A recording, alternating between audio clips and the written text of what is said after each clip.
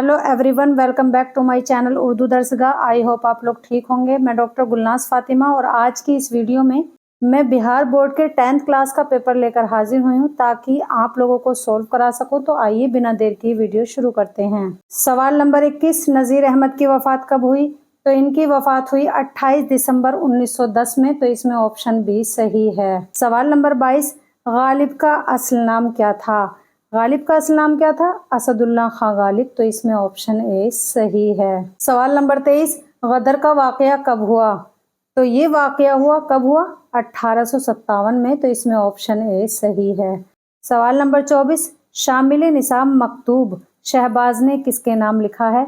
यानी सिलेबस में जो चैप्टर है अपनी बेटी सुगरा के नाम, तो वो सिलेबस में ऐड है।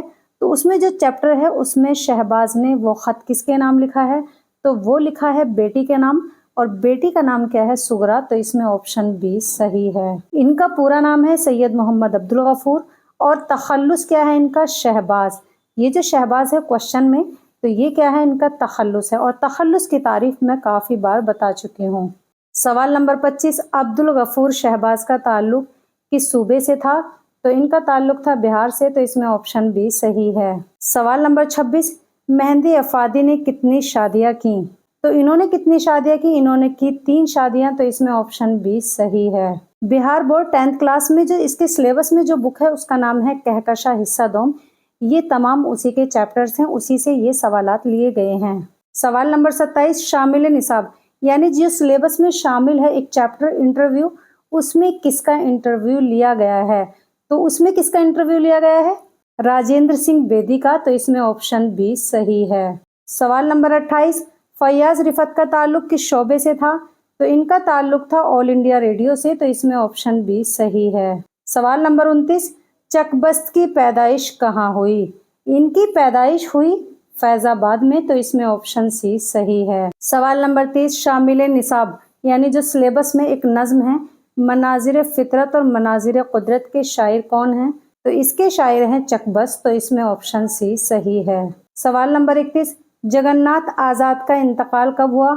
इनका इंतकाल कब हुआ? 25 जुलाई सन 2004 में दिल्ली में हुआ। तो इसमें ऑप्शन ए सही है। सवाल नंबर 32, परवेज शाहिदी ने किस साल मैट्रिक किया? तो इन्होंने मैट्रिक किया 1925 में। तो इसमें ऑप्शन ए सही है। और इन्होंने मैट्रिक जो किया था 1925 में, वो किया था कोलकाता यूनिवर्सिटी से। सवाल नंबर 33, मर्ज तनफ्फुस से किसकी मौत हुई है? यानी सांस की जो प्रॉब्लम थी उससे किसकी मौत हुई है? उससे मौत हुई है परवेज शाहिदी की। तो इसमें ऑप्शन सी सही है। सवाल नंबर 34, बिजली का खंबा इसके शायर कौन है?